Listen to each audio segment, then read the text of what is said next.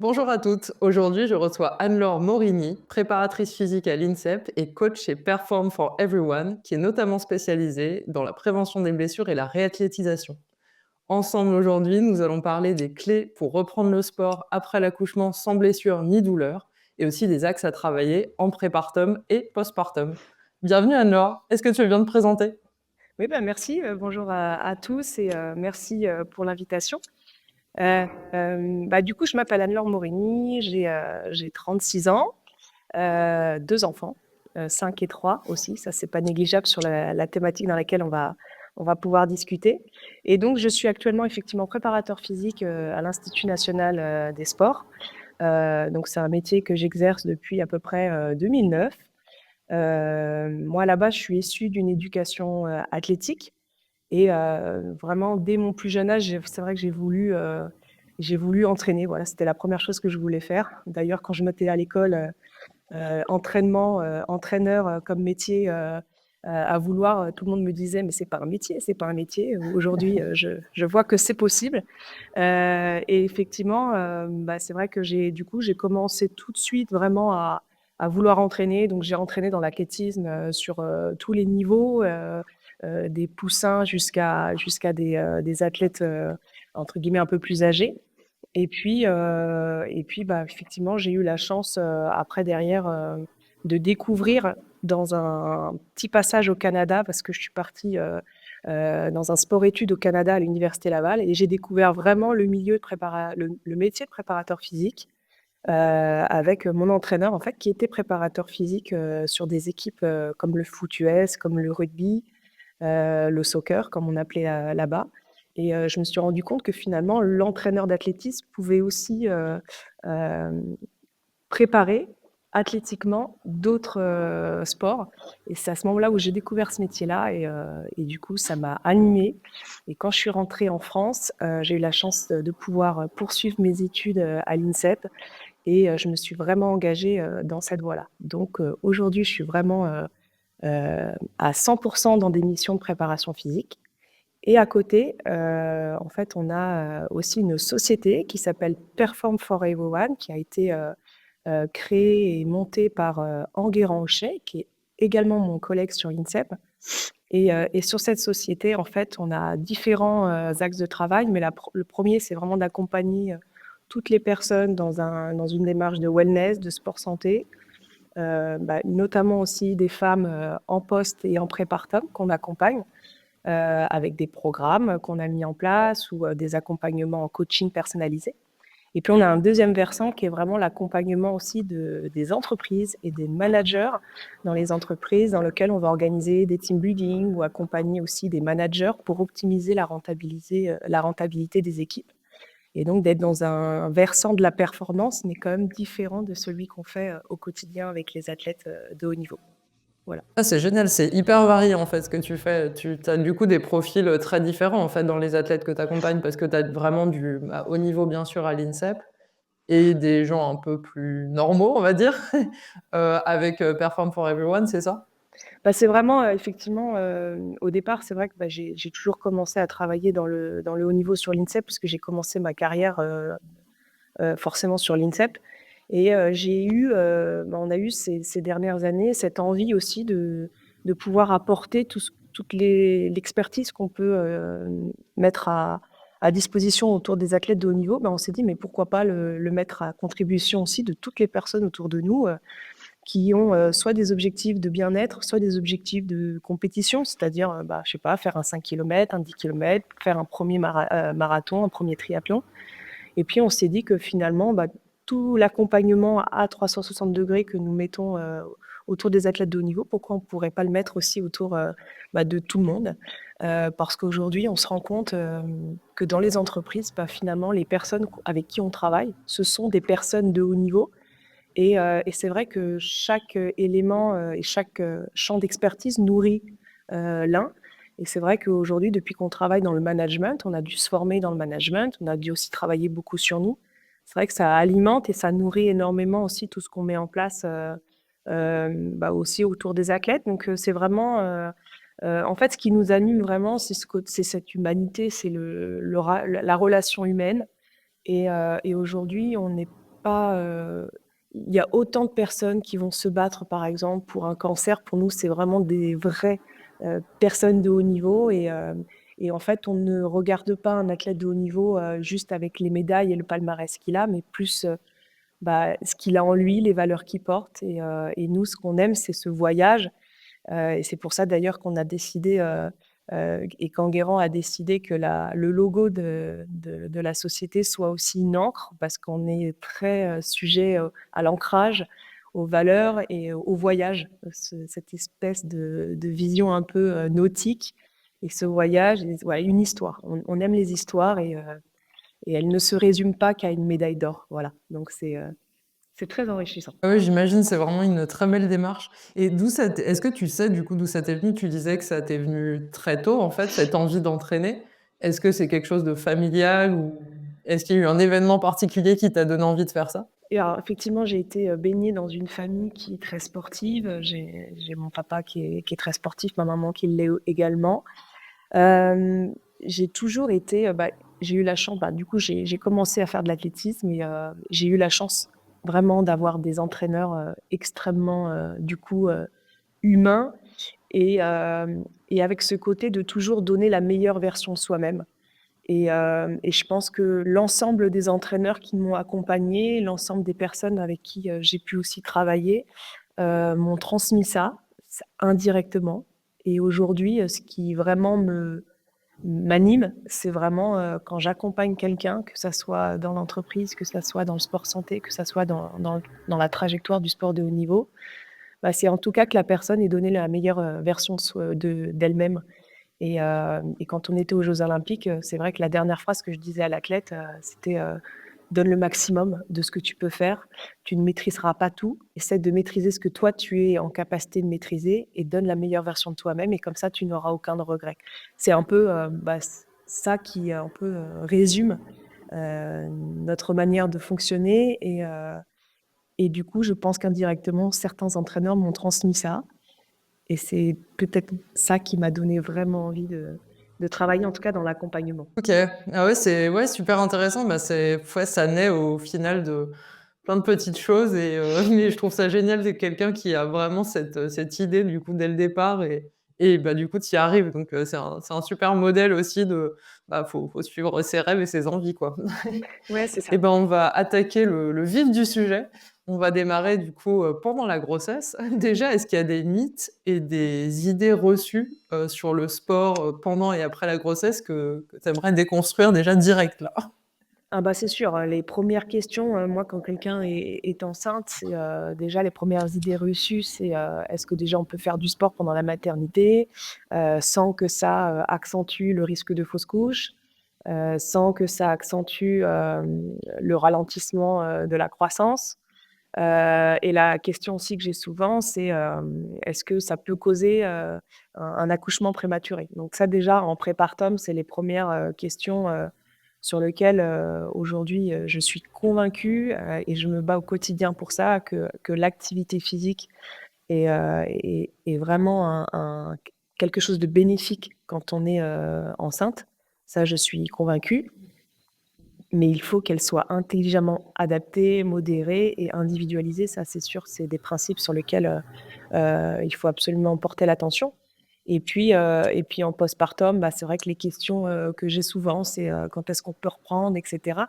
Donc ça, c'est des choses, qu'on prendra le temps en tout cas, d'analyser et je vous apporterai du coup ma vision. Mais c'est vrai qu'aujourd'hui, quand on est en tout cas sur des reprises, ce qu'il faut surtout prendre conscience, c'est qu'il y a des étapes, qu'il y a des indicateurs de reprise et je pense que c'est sur ces indicateurs de reprise qu'il faut absolument, porter l'attention et sortir de justement ces mythes et ces idées reçues de protocoles, où à X semaines, il faut faire ci, faire ça. Moi, c'est pas ma vision. Je pense qu'il y a des prérequis qui nous permettent, de donner entre guillemets «des feux verts» ou des feux oranges ou des feux rouges. Ouais, en fait, c'est bien plus individuel et complexe que juste, à tant de semaines, tout le monde peut faire ça ou ne pas faire ça. Bon, finalement, comme beaucoup de choses, j'ai l'impression au fur et à mesure de mes échanges avec des personnes que c'est comme beaucoup de choses dans l'entraînement, finalement, ça reste hyper individuel, quoi. Totalement. chaque personne est singulière, chaque accouchement aussi est une histoire. On parlait d'histoire, mais avec toutes les expériences qu'on me raconte, il n'y a jamais quelque chose qui se ressemble. Donc, c'est encore plus marqué, en tout cas dans les accouchements. Au-delà, j'ai l'habitude de travailler justement en accompagnement des athlètes qui ont des blessures et des choses comme ça. Autant il y a des choses il y a plus de parallèles. Alors dans les accouchements, si chacune racontait son histoire, il n'y en aurait pas une identique. Donc d'où l'importance de prendre en compte ces singularités-là, de prendre en compte cette capacité à individualiser chaque process. Voilà. C'est bien de le rappeler. Et quels sont alors les principaux bienfaits qu'on va avoir à conserver une activité physique pendant la grossesse?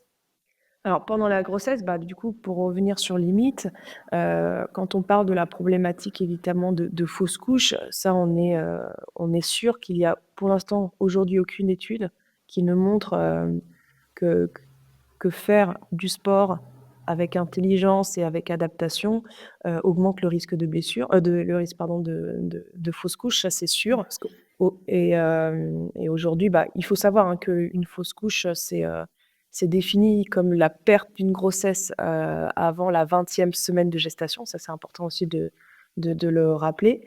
Mais il y a une multitude de facteurs qui sont liés au risque de fausse couche. Donc ça va être plus des anomalies, chromosomiques, il va y avoir des problématiques liées à l'utérus, au col, des différentes problématiques, hormonales. Il y a bien évidemment, tout l'environnement avec les facteurs, de risque qui sont liés à l'âge, à l'hygiène de vie et des choses comme ça. Donc il y a plein de choses, des facteurs médicaux, bref, il y a des milliers de choses qui peuvent expliquer, ou accentuer le risque de fausse couche. Mais la pratique sportive, ça c'est sûr que c'est pour l'instant, pas prouvé. Et au contraire justement, de maintenir une activité physique, va forcément, limiter, le risque de stress, d'anxiété, va forcément avoir des bienfaits pour le bien-être de la maman et du bébé. Après pour le ralentissement de la croissance, ça c'est quelque chose que j'entends beaucoup. Il y a beaucoup de mamans, hein, qui ont peur de faire du sport et qui, ont peur justement d'altérer la croissance du fœtus. Et ça, au contraire, l'activité sportive est totalement, recommandée, notamment pour réduire, les risques de diabète, gestationnel, pour les problématiques de prééclampsie aussi qu'on peut voir beaucoup. Et puis, pour optimiser aussi toutes les problématiques de circulation sanguine. Donc aujourd'hui, on sait que la pratique sportive va permettre, d'améliorer, le retour veineux, optimiser le débit cardiaque, va limiter aussi tout le phénomène de rétention d'eau, qu'on a aussi souvent. Et puis, et justement prévenir tous ces risques de prééclampsie, de diabète gestationnel. Voilà. Et puis après, prééclampsie, c'est quoi? alors la prééclampsie, alors du coup, c'est vraiment cette problématique qui est, que des femmes enceintes peuvent avoir, qui sont liées en fait à une problématique d'hypertension artérielle. Donc en fait, il va y avoir l'apparition de protéines, dans les urines. Et donc ça peut apparaître à peu près, après la 20e semaine, de grossesse. Et ça peut aller jusqu'à vraiment 6 semaines, même 6 à 5 semaines avant la naissance. Donc c'est vraiment un phénomène qu'on a, beaucoup. De souvenirs, on avait à peu près 4 à 7 de femmes qui étaient affectées par ce phénomène-là. Mais c'est quand même quelque chose qui existe, donc c'est important aussi de porter aussi l'attention là-dessus. Et là-dessus, c'est simple, on a pas mal de signes, hein, qui nous permettent de nous alarmer si jamais on est sujet à ça, mais ça va être toutes les problématiques de douleurs au niveau des côtes, mais des douleurs brutales, hein, des vraies douleurs brutales. Il y a un phénomène aussi qui est le gonflement du visage, assez rapide, très soudain. Donc ça, c'est des choses qui peuvent aussi nous alerter. Et des troubles de la vision, c'est-à-dire qu'on va, comme ça, avoir à un moment donné une vision qui est complètement floue. Et puis, bien évidemment, des vomissements très importants qui sont vraiment inhabituels au niveau, souvent à la fin de la maternité, donc au niveau du 3e trimestre. Donc là-dessus, l'activité sportive, tout comme le diabète, va permettre aussi de bien gérer son poids et donc du coup d'avoir des effets très positifs justement pour limiter ces problématiques-là. Donc, ça fait beaucoup de bienfaits quand même. Oui, il y a C'est bien fait. encourageant. Il y a bien fait. Et puis comme quand je parlais du troisième mythe, c'est-à-dire de l'accouchement prématuré, aujourd'hui, c'est pareil. On sait qu'il y a plusieurs facteurs qui peuvent accentuer un accouchement prématuré. Et donc il y a bien évidemment toutes les femmes qui ont des grossesses multiples. Quand on est à 2, 3, voire plus, ça accentue les problématiques derrière. Il va y avoir toutes les femmes qui ont eu, par exemple, qui ont été sujets au diabète, qui ont été sujets à toutes les problématiques de prééclampsie, qui ont des problématiques au niveau de l'hygiène de vie, c'est-à-dire qui fument, le tabagisme, l'alcool, un trop-plein aussi de caféine, des carences nutritionnelles, tout ça. On sait que ça peut accentuer, entre guillemets, un accouchement prématuré. Et la pratique sportive, justement, va avoir des bienfaits là-dessus. Donc, en gros, s'il fallait un peu résumer, il y a pour la maman, ça c'est sûr, les bienfaits pour la santé physique, ça va être la prévention du diabète, le risque de la prévention du risque de prééclampsie, optimiser la gestion du poids, la prévention des douleurs, parce qu'on sait qu'aujourd'hui, les problématiques de maternité accentuent des problématiques de dos avec cette attitude syphotique que nous avons. Ça va aussi permettre de préparer la femme à l'accouchement. Et puis, on s'est surtout rendu compte, depuis, par exemple, que nous accompagnons maintenant toutes les femmes dans un cadre très, très particulier et beaucoup plus cadré qu'avant, toutes les femmes que nous accompagnons, c'est qu'aussi, ça permet d'optimiser la récupération postpartum. Ça, c'est pas négligeable et c'est important. Il y a les bienfaits aussi. Trop important aussi. Ouais. Il y a les bienfaits pour la santé mentale aussi. Ça, j'ai parlé beaucoup des bienfaits pour la santé physique, mais pour la santé mentale, ça, c'est sûr que de se sentir bien dans sa peau, c'est important. Ça permet aussi de prendre du temps pour soi, et ce qui n'est pas négligeable dans le rythme dans lequel nous vivons. Ça va aussi permettre d'optimiser la qualité du sommeil. On dort mal quand on est enceinte. Plus les jours passent, pire c'est. Les positions sont forcément pas agréables pour dormir et donc et puis avec toutes les variations hormonales, forcément la qualité du sommeil est altérée. Donc toutes les femmes qui aujourd'hui ont des enfants savent que le sommeil est du coup indispensable et c'est pas quand on a les enfants qu'on optimise son sommeil. Donc c'est pour ça que pendant la maternité, si on peut aussi optimiser son sommeil, c'est toujours ça de gagner. Et puis sur la partie mentale, il va tout avoir aussi la réduction du stress, de l'anxiété. Et puis, on sait aujourd'hui que de travailler pendant la maternité peuvent permettre aussi de réduire le risque de dépression qu'on peut avoir post aussi natal, prénatal et post-natal. Voilà. Et puis, Effectivement. voilà. Et puis pour le bébé, et ça j'insiste vraiment parce qu'on parle beaucoup de la maman, mais pour le bébé, le fait de faire du sport intelligemment, de manière adaptée et modérée et surtout individualisée, ça va permettre d'optimiser vraiment l'oxygénation fœtale. Donc ça, c'est important. C'est important du coup pour la croissance, ça c'est important. Du coup, indirectement, comme ça, il y a une meilleure oxygénation, forcément, ça limite le risque de justement de ralentissement de la croissance, le risque de fausse couche. Et puis, dernier aspect aussi, ça va être tous les aspects neurologiques de l'enfant qui est dans le ventre du fœtus. Ça permet d'optimiser aussi tous les facteurs un peu et tout le développement neurologique du bébé. Donc, il n'y a que des avantages à faire du sport. Et du coup, j'invite toutes les femmes qui sont sportives à continuer. Et les femmes qui ne sont pas sportives et qui sont sédentaires à vraiment, entre guillemets, peut-être profiter de cette maternité pour se mettre au sport.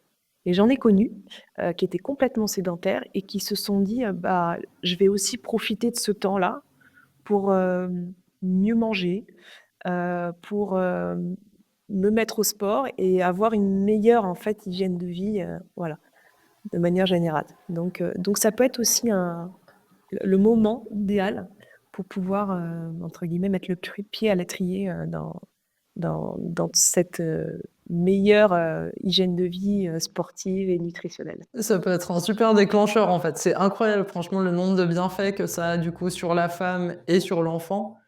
Enfin, là, quand on voit toute cette liste, c'est hyper encourageant, quoi, et c'est chouette de de savoir que, ouais, que c'est pour les 2 en plus. Que ça a vraiment un effet bénéfique, pour la mère et l'enfant. Et est-ce qu'il y a des donc bien sûr des précautions, particulières à prendre, bah, pour faire du sport pendant la grossesse?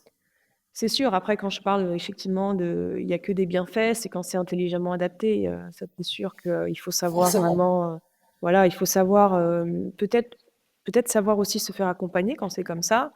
Hem Et puis il commence à y avoir aujourd'hui, beaucoup d'études, beaucoup d'écrits, beaucoup de podcasts aussi qui permettent aussi d'informer et ça c'est important aussi de bien s'informer, pour se former après derrière et puis, et donc forcément il y a des recommandations parce que, heu, si demain, quelqu'un de sédentaire me dit, «Je vais aller faire, je sais pas, je vais aller courir, dans un environnement où il fait 40°, il y a 70 de taux d'humidité», c'est forcément pas conseillé. Donc il faut quand même, intelligemment, comme toute reprise de sport après un arrêt, intelligemment, bien bien identifier des axes de travail, recommandés, individualisés. On sait aujourd'hui que vraiment la pratique, d'exercices trop intenses, ça peut être forcément, délétère. Tous les exercices à très haute intensité, et j'insiste aussi où vraiment quand il fait très chaud ou très humide.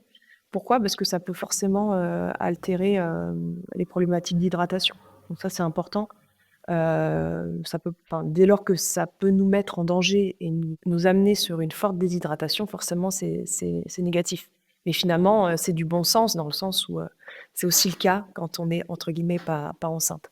Voilà et puis après ce qui est, après un truc qui me vient à l'idée, c'est aussi tous les problématiques où il y a des chutes et des risques de choc. Ça bien évidemment, on va éviter de se prendre des coups dans le ventre et on va éviter de faire une chute à vélo, ça c'est sûr. Maintenant, ce qu'il faut surtout, c'est toujours partir de là où la personne était avant. Ça, c'est important aussi de prendre conscience de ça, c'est-à-dire que, aujourd'hui, par exemple, avec les athlètes de haut niveau, hem, là, j'accompagne actuellement, une escrimeuse. Depuis qu'elle est jeune, elle pratique l'escrime, à haute intensité, elle est athlète de haut niveau et cetera. Donc forcément, on va pouvoir continuer la pratique de l'escrime jusqu'à assez tard, à haute intensité. Parce que c'est quelque chose qui lui coûte très peu d'énergie puisque finalement elle fait ça depuis tout le temps et par rapport aux charges d'entraînement qu'elle avait avant, en fait, c'est juste une continuité et dans les charges, on va juste progressivement, réduire, l'intensité et le volume de travail de manière hebdomadaire. Mais quelqu'un qui s'entraîne 6 fois par semaine, forcément, elle peut maintenir un travail 6 fois par semaine pendant la maternité avec une réduction du volume, une réduction de l'intensité, qui va être progressive. Mais par contre, quelqu'un qui, du jour au lendemain, se met au sport et tout de suite bascule sur 6 entraînements, forcément, c'est pas pertinent. Donc c'est toujours partir de là où on vient et de nos habitudes d'avant. Quelqu'un qui court depuis tout le temps, qui fait des marathons et cetera, en fait, on se rend compte qu'elle va pouvoir courir jusqu'à assez tard. Hem, voilà, parce que pour elle, de courir, ça elle a tellement une économie de course dans la manière dont elle court, forcément, ça va impacter moins. Mais quelqu'un qui se met du jour au lendemain à la course, on sait que derrière, il y a aucune tonification, que les muscles spécifiques ne sont pas forcément, prêts à soutenir une charge de travail. Donc c'est toujours, à mon avis, cette capacité à identifier de ce que je faisais avant et comment après derrière, continuer, maintenir avec intelligence. Voilà. Ouais, donc finalement, c'est pas du tout, tu vois, des trucs comme on peut voir parfois où c'est un peu sport à éviter, sport à conseiller. En fait, c'est individuel, quoi. Donc si on faisait un sport avant, on va pouvoir le continuer parce que quelque part le corps, il sait faire, quoi. Et par contre, on va pas avoir, l'idée de commencer un truc, nouveau, qui est quand même un peu plus dur pour le corps à ce moment-là, quoi. Donc C'est c'est là qu'on vraiment revient dans l'individuel. ouais, c'est du bon sens en fait, c'est vraiment quelque chose parce que quand j'accompagne, alors forcément quand j'accompagne aujourd'hui les sportifs de haut niveau, c'est toujours: «Qu'est-ce que tu faisais avant?» Ça on peut, ça on va éviter. Par exemple, quand c'est une cycliste qui a toujours fait du vélo. Bien sûr qu'elle pourra faire du vélo, entre guillemets, jusqu'à très tard. Après, derrière, il y a des positions qu'on va réadapter. Et la question, c'est juste attention aussi aux risques externes. Ça va être le cas aussi pour les skieuses, les snowboardeuses.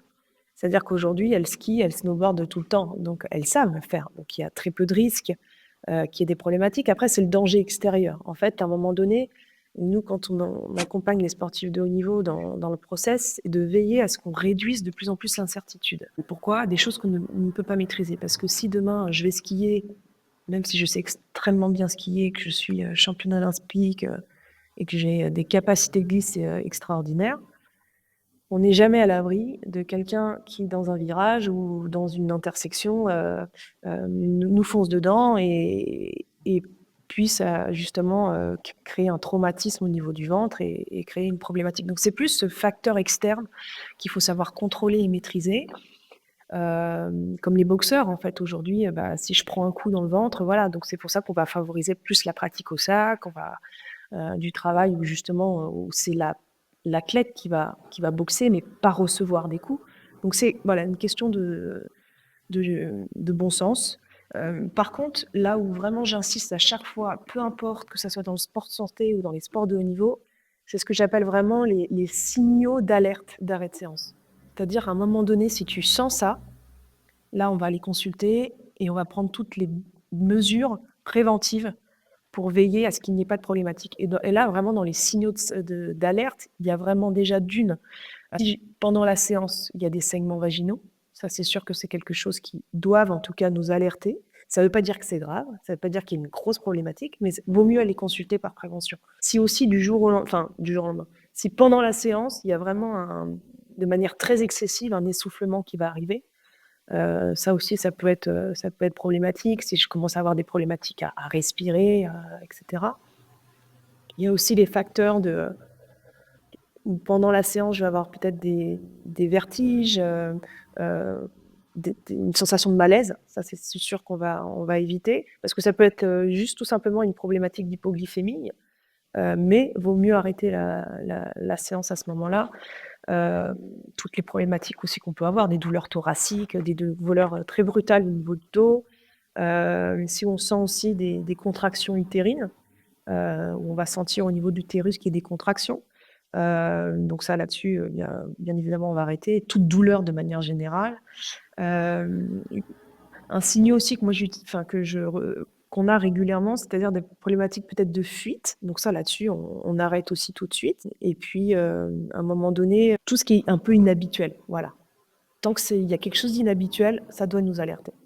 Et puis après, c'est vrai qu'avec les athlètes avec qui je travaille, je les connecte aussi beaucoup pendant la séance au bébé. Ça, j'aime beaucoup le faire parce qu'en fait, il y a beaucoup des fois d'appréhension. Et ce que j'aime bien le dire, je lui dis: «Regarde, là, tu viens de faire un effort intense. Regarde, mets tes mains sur le bébé, regarde, il bouge. Regarde, entre guillemets, je lui dis, il a kiffé la séance, il est bien, il respire, il est heureux.» En fait, je leur fais prendre conscience qu'il est bien aussi quand il y a de l'activité. Et c'est vrai que ce qui, des fois, peut m'alerter, c'est que si jamais, pendant la séance, je les connecte et qu'à un moment donné, elle ne ressent plus du tout de sensation, là, moi, je sais que je vais veiller à ralentir un peu la charge, un peu l'intensité, et je vais, sans qu'elle le sache, je vais arrêter un peu la séance, je vais réduire. Et comme ça, derrière, je vais lui dire: «Bah, écoute, ça serait bien que tu ailles consulter quand même. Là, ça serait bien de faire un point», mais sans alerter. Voilà, je le fais un peu finement.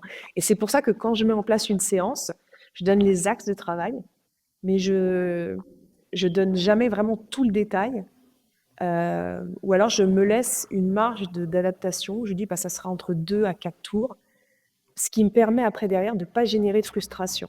Parce que quand j'accompagne une athlète et que je lui donne la séance et qu'après derrière, je me rends compte qu'il y a des signaux qui m'alertent sur le fait qu'on va arrêter la séance, pour pas créer de stress, pour pas inutilement, pour juste être dans la prévention, on va juste lui dire bah voilà, là c'est bien, tu as bien travaillé, on arrête la séance et il n'y a pas de frustration derrière. Voilà. Après, Vraiment intéressant, c'est de l'individualisation même au cours de la séance en fait. et on essaye de pas, voilà, on parle d'anxiété et de stress. Si je peux éviter d'en rajouter, c'est bien. Il faut juste accompagner. En fait, quand on est enceinte, on ne sait pas. On ne sait pas, on est complètement perturbé. on n'a plus du tout les mêmes sens, on n'a plus les mêmes repères. C'est très déstabilisant. Et donc, quand on a des athlètes, que ce soit dans le sport de haut niveau, dans le sport santé, qui se connaissent vraiment, et en fait, on n'a plus du tout les mêmes repères. Donc ça, c'est très déstabilisant et c'est pour ça que c'est important d'accompagner là-dessus. Et puis, aussi, moi, j'invite, même si je fais ça dans le sport de haut niveau, mais je pense que dans le sport santé, maintenant, c'est très accessible de par l'avancée technologique qu'on a. Mais c'est vrai que moi, j'utilise systématiquement des indicateurs, les fréquences cardiaques. J'ai quand même des indicateurs objectifs ou subjectifs sur lesquels moi, je me repose aussi. Effectivement, c'est vrai que maintenant, ça devient quand même assez facile d'avoir ça, même en tant qu'athlète, enfin, athlète sportif très amateur, de suivre ça et de pouvoir transmettre ça à un coach, quoi. C'est sûr, en fait, à chaque fois qu'on te pose les questions, comment tu adaptes, comment tu individualises, en fait, moi, à chaque fois, que ce soit dans le sport santé ou que ce soit dans le sport de haut niveau, j'identifie toujours l'état de forme avant la première séance. Et en fait, on le sait même sur les athlètes qui ne sont pas enceintes, c'est vraiment juste avoir cette capacité d'identifier avec différents indicateurs, objectifs, subjectifs, mais juste identifier l'état de forme avant la séance. Ce qui va me permettre après, derrière, d'aller jusqu'à son seuil de tolérance de la journée. Voilà, c'est comme ça que je fonctionne. Et pour moi, une bonne prise en charge pendant la maternité ou après la maternité, c'est d'avoir cette capacité à évaluer ce que j'appelle les charges d'entraînement. Et quand on a ce suivi quotidien, ça nous change la vie parce que ça nous permet d'adapter. Donc en fait, c'est vrai que dans le sport de haut niveau, on a imposé cette rigueur. Au moins, les femmes, tous les matins, elles me répondent à un questionnaire que nous avons établi pour savoir comment elles se sentent, etc. Ce qui me donne un score. Ce score, après, derrière, moi, je le couple à mon ressenti personnel. Et comme ça, je peux voir dans quel état elle est. Et un indicateur qui est indispensable, c'est le sommeil. Moi, quand il y a 3-4 nuits successives où ça dort pas, je vais pas lui mettre une séance extrêmement difficile parce que je sais que la capacité de récupération derrière, elle sera forcément difficile. Il y a tous les aspects aussi nutritionnels, de l'hydratation. C'est-à-dire que moi, dans mon questionnaire, j'ai aussi une question est-ce que tu as bien bu comment tu évalues sur une note sur 10 ton apport nutritionnel et si effectivement la veille elle m'a mangé un fast-food, qu'elle n'a pas bu, qu'elle n'a pas dormi, intelligemment je vais adapter ma séance. Là, ça paraît très logique, mais effectivement, ouais, c'est intéressant de voir comment t'adaptes. En tout cas, je suis On très va... à cheval là-dessus. Voilà. Pardon. Ouais, je comprends. Ouais, c'est vraiment non, hyper intéressant. Et ben, on va passer au... Maintenant, on était avant l'accouchement, on va passer à après l'accouchement. À quel moment est-ce qu'on peut envisager une reprise de l'activité physique postpartum? Alors ça, c'est une question, quand tu me parlais d'idées reçues, une Justement, moi, je mets question, les pieds dans le plat. ouais, c'est bien, mais voilà, la question, je suis En moi, vrai, je me doute qu'il n'y a pas une vraie réponse. je peux pas répondre à ça parce qu'en fait, c'est quoi? C'est évident, tout va dépendre de l'accouchement derrière. Donc on a quand même des études qui nous disent qu'à partir de 6 semaines, 8 semaines, voilà. Alors déjà la première question, c'est accouchement par voie basse ou par césarienne. Déjà, ça c'est important. Pourquoi? Parce que forcément, les axes de travail seront un peu différents.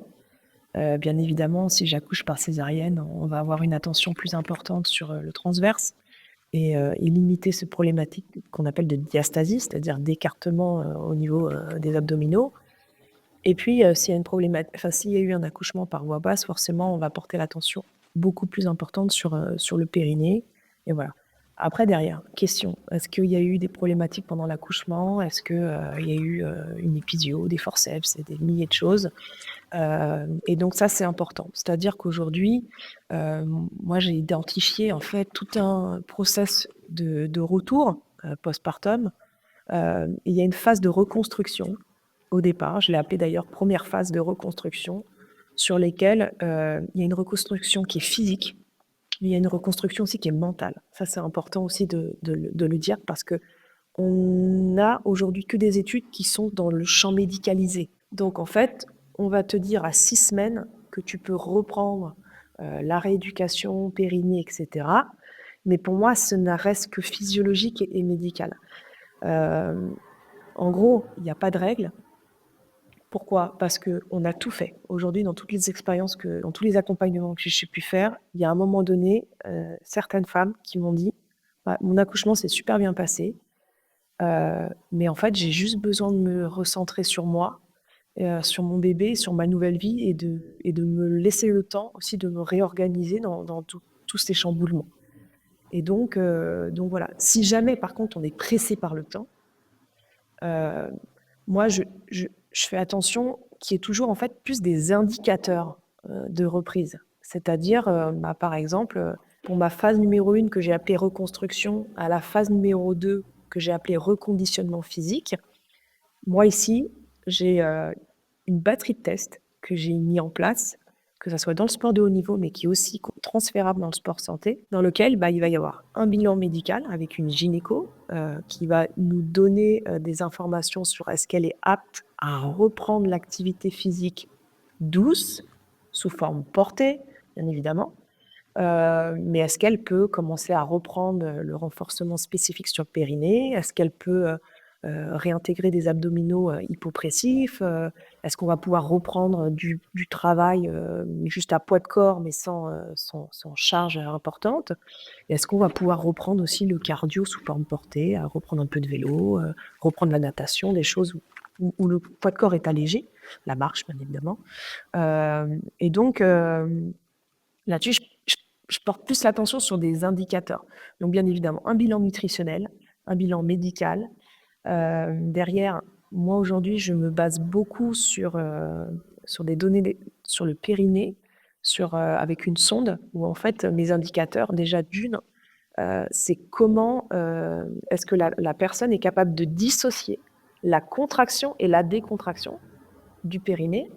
Donc là-dessus, par exemple, j'ai identifié à peu près 6 zones, avoir cette capacité de dissocier la contraction antérieure gauche, antérieure droite, latérale gauche-droite et postérieure gauche, postérieure droite. Déjà ça, si la personne n'est pas en capacité de contracter, de dissocier ces zones et de les décontracter, important, on parle beaucoup de contraction, mais attention, il faut la qualité, entre guillemets, d'une contraction, c'est son amplitude, savoir contracter et décontracter, pour veiller à ce qu'il n'y ait pas d'inhibition motrice. Parce qu'aujourd'hui, on a beaucoup, beaucoup de femmes, notamment celles qui ont porté leur enfant beaucoup d'un côté ou de l'autre, celles qui ont eu des problématiques d'épisio, pour celles qui ont accouché par voie basse, pour celles qui ont des problématiques, bah, tout simplement où il y a eu des points de suture, etc. En fait, on se retrouve beaucoup avec des femmes qui, en fait, comme je l'ai identifié, inhibition motrice, mais en tout cas qui n'arrivent plus à se connecter à leur périnée. J'ai envie vraiment de dire que si cette personne-là n'est pas en capacité de ressentir ces zones-là et qu'il y a encore des inhibitions motrices, on aura beau être sur un process préétabli, un protocole, moi, elle ne passera pas à l'étape d'après. C'est-à-dire que ce sont mes prérequis, elle doit absolument être en capacité de dissocier, d'optimiser sa qualité de contraction, donc contracter, décontracter, etc. Donc ça, pour moi, c'est un des premiers indicateurs. Et donc, pour passer d'une Et ce phase 1 à une travail-là, phase 2, pardon. pardon, je te coupe juste pour bien comprendre. Si du coup la personne n'a pas cette capacité à identifier ses zones, etc., donc toi, tu vas pas continuer, donc en fait, elle est pas prête quoi pour reprendre.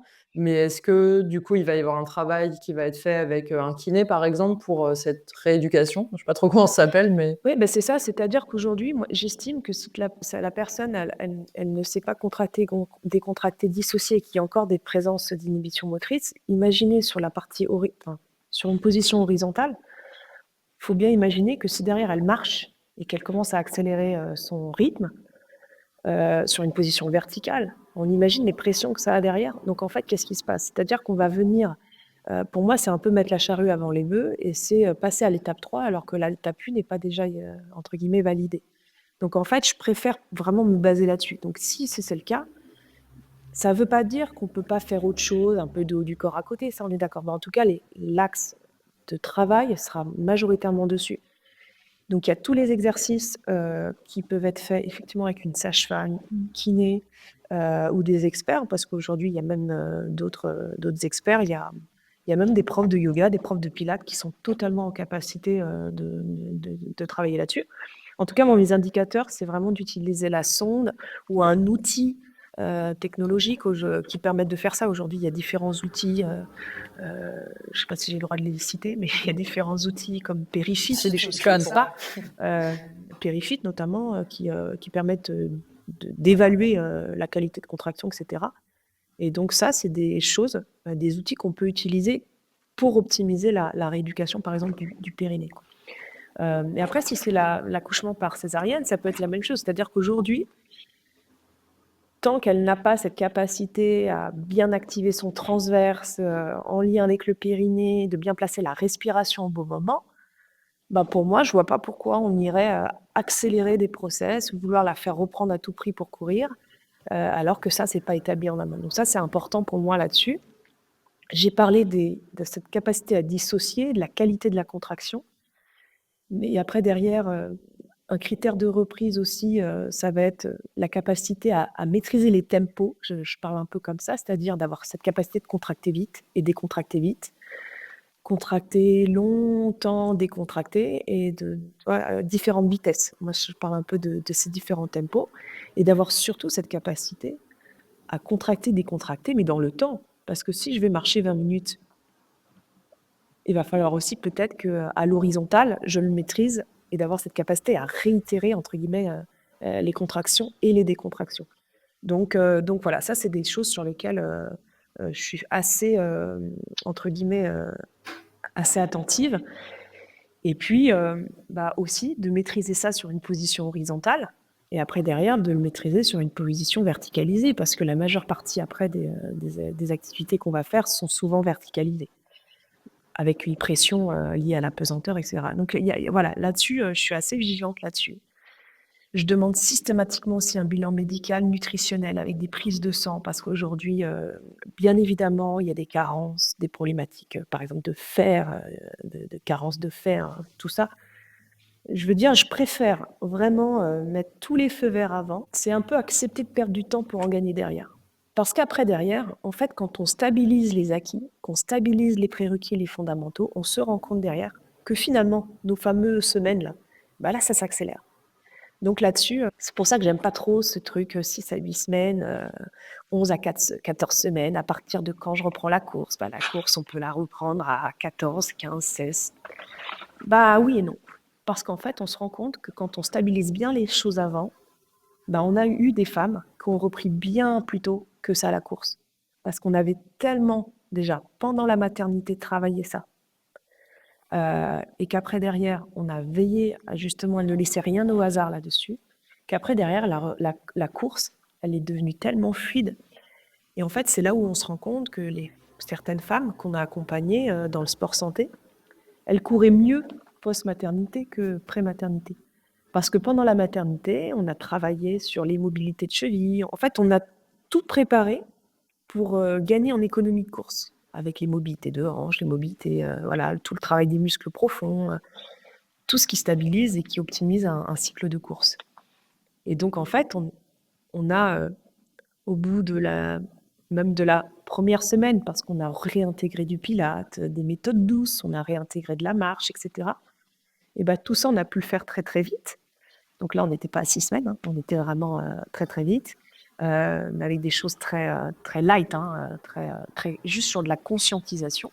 Et comme on a optimisé sa capacité à se conscientiser beaucoup de choses et que elle, en fait, cette femme, elle avait optimisé sa capacité à mieux recruter, en fait, à activer les choses au bon moment, et ben après, derrière, elle a vraiment optimisé son cycle de course. Donc, voilà un peu comment je fonctionne. Vraiment des indicateurs.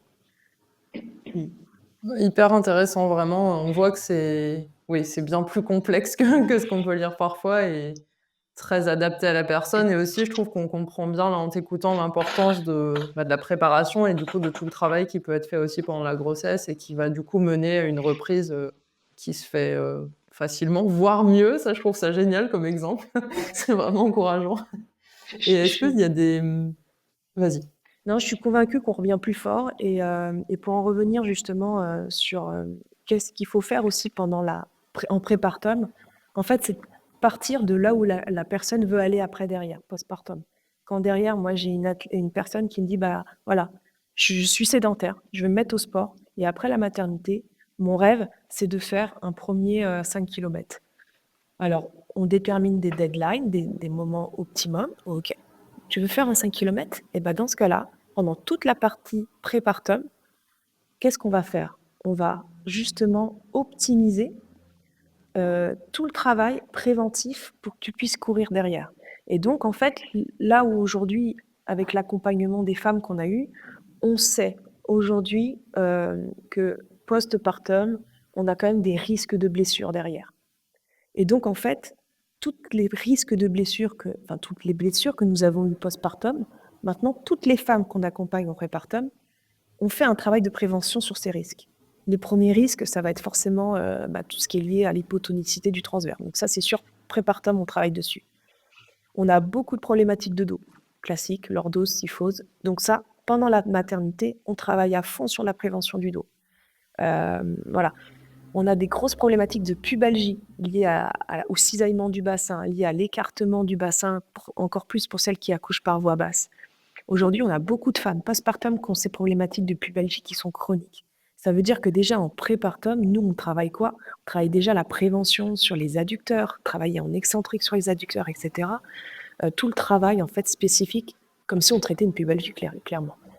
On sait aujourd'hui que, encore plus pour les femmes qui allaitent, il y a cette hormone qu'on appelle la relaxine qui va accentuer l'hyperlaxité ligamentaire.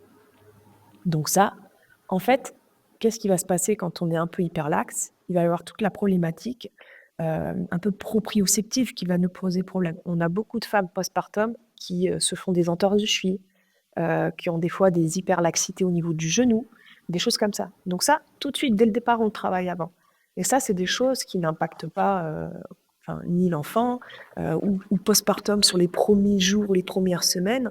C'est quelque chose qu'on peut faire très très vite. La proprioception, la stabilisation, la proprioception, ça va être justement faire appel à ses sens. Donc ça, on peut le faire très très très vite. Et donc forcément, on va vraiment retravailler là-dessus. Donc en fait, c'est entre guillemets un peu assez simple, mais il faut vraiment qu'il y ait du sens et des vraies intentions dans tout ce qu'on met en place. Voilà. Mais on sent que c'est vraiment préventif aussi, et du coup, il y a de l'importance de tout le cycle, quoi. Enfin, avant, pendant, après la grossesse, que c'est pas juste pendant, on fait forcément telle chose et on ne fait pas telle chose.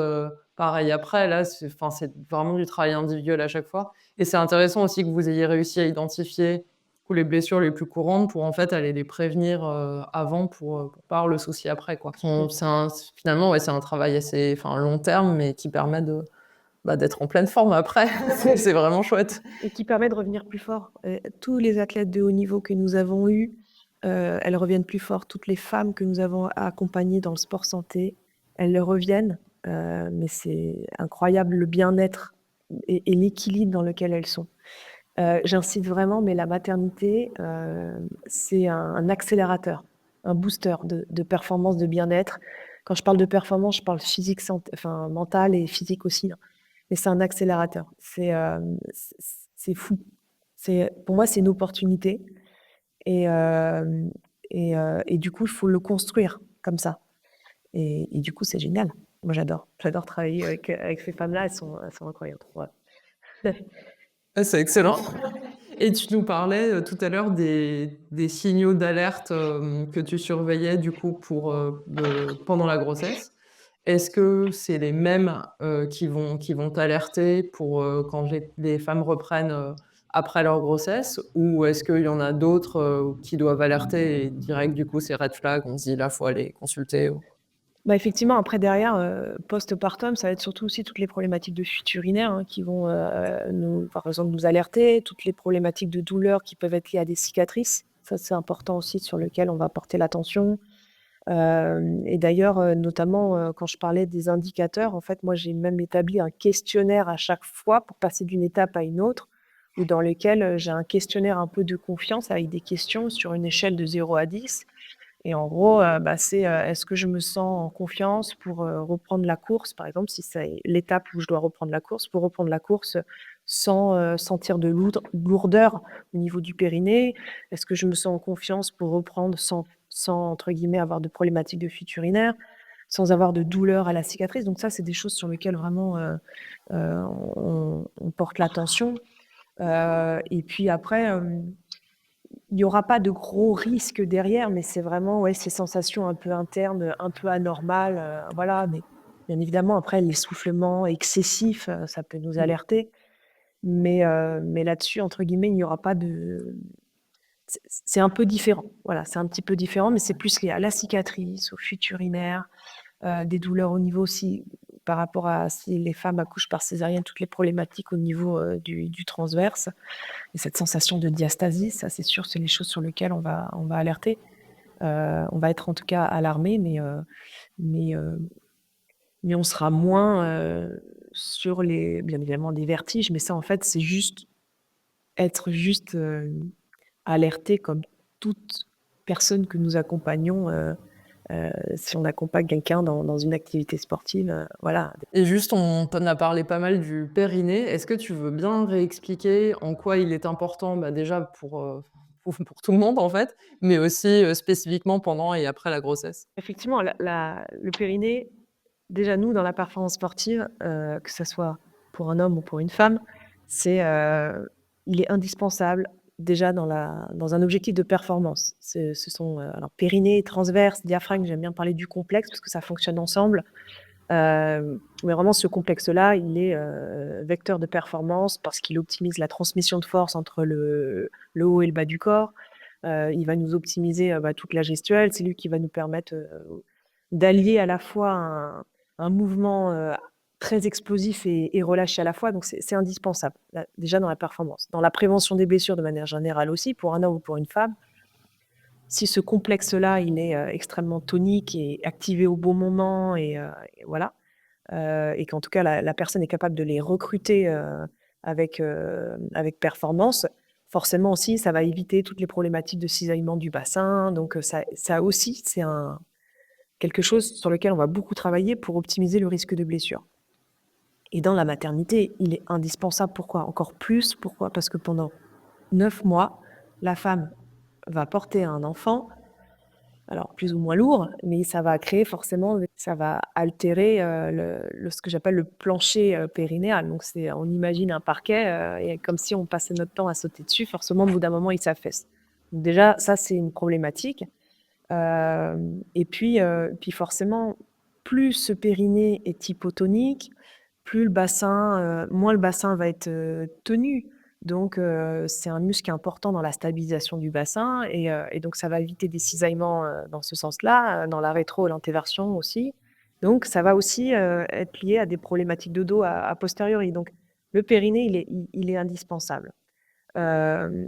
Si la femme accouche par voie basse, là pour le coup, c'est pareil. Ce périnée, il est extrêmement mis à mal, et donc il y a une importance derrière de vraiment porter l'attention sur le périnée et du coup sur ces fameuses zones, et veiller à ce qu'il n'y ait pas d'inhibition motrice derrière. Pourquoi? Parce que je vais avoir cette problématique en tant que femme. Déjà, mon périnée soutient mes organes vitaux, d'accord? Donc si j'ai mon plancher qui s'affaisse, il y a le risque ultime, entre guillemets, de prolapsus ou de descente d'organes. Ça, c'est complètement ingérable. Deuxième chose, je peux avoir des problématiques de fuite urinaire, ça c'est sûr.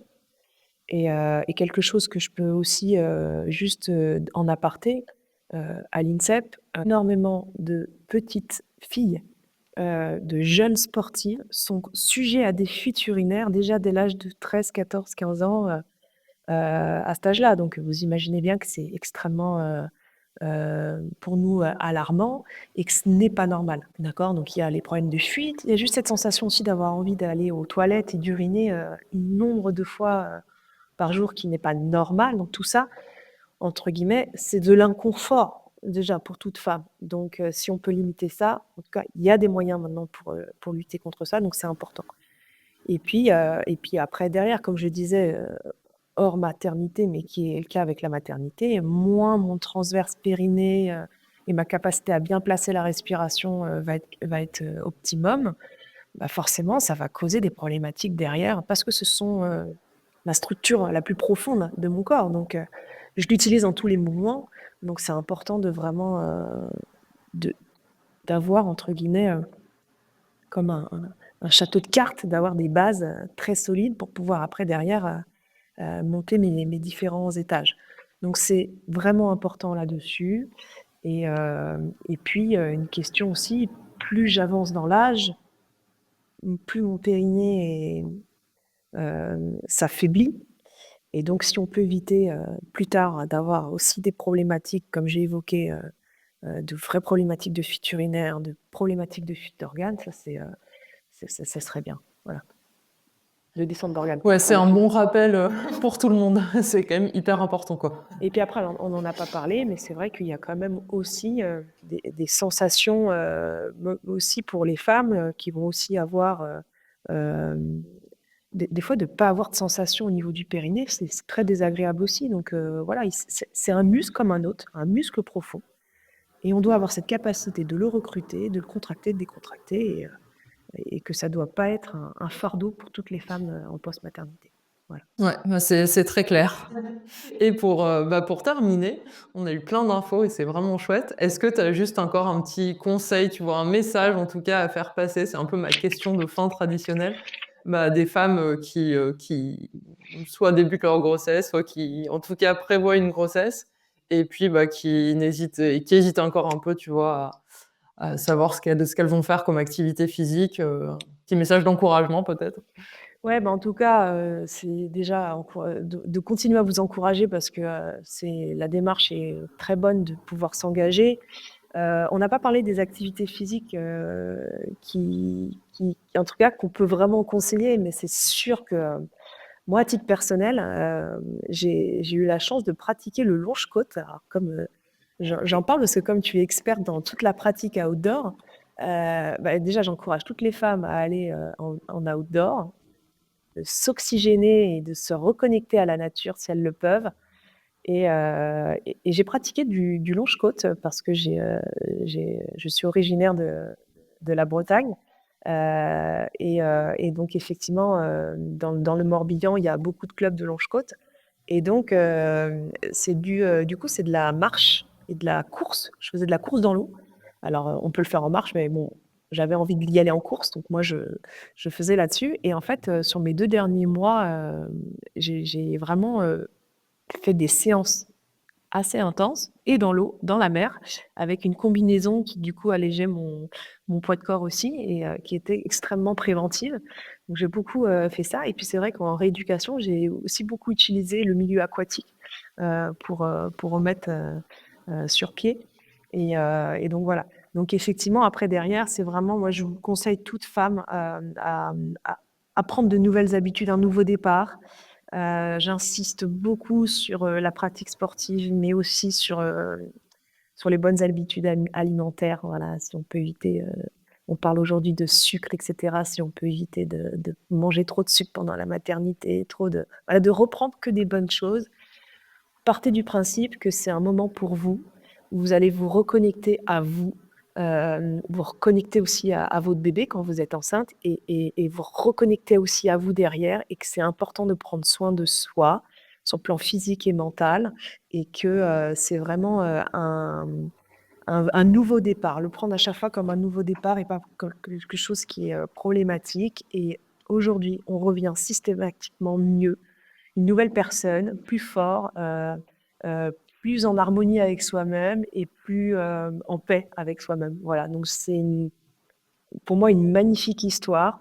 C'est la performance sportive la plus intense et la plus difficile que c'est. Hein. C'est-à-dire toutes les athlètes qui ont vécu des Jeux Olympiques, et je veux dire, quand tu accoucheras, ça sera la plus belle performance sportive de ta vie. Et j'espère qu'après, derrière, tu reviendras forcément différente. Et donc, c'est important pour moi voilà, de, d'avoir ce message que c'est pas un fardeau, ce n'est pas une maladie, c'est une super opportunité de s'épanouir et de se reconnecter à soi. Voilà, c'est important. Un super message pour finir. Franchement, j'ai trouvé vraiment passionnant. Alors, c'est un sujet que je connais pas du tout et je n'ai moi-même pas été enceinte, donc connais d'autant moins. Mais hyper intéressant. Je trouve que tu nous as apporté plein d'éléments, aussi beaucoup beaucoup de finesse. On sent que vraiment le travail, voilà, est bien plus intéressant et complexe que ce qu'on peut lire parfois et je trouve ça très encourageant, en fait, tous ces éléments. Je pense que pour des femmes, là, qui vont être enceintes ou qui le sont, se dire qu'on le prend de manière vraiment super positive et qu'en fait, c'est plein de choses chouettes qui vont en découler donc génial. Merci beaucoup Anne-Laure, vraiment pour, ton temps, pour, ce partage, d'expérience et d'expertise qui était passionnant et puis, à bientôt pour de nouvelles interviews sur la sportive outdoor. Bah, merci beaucoup.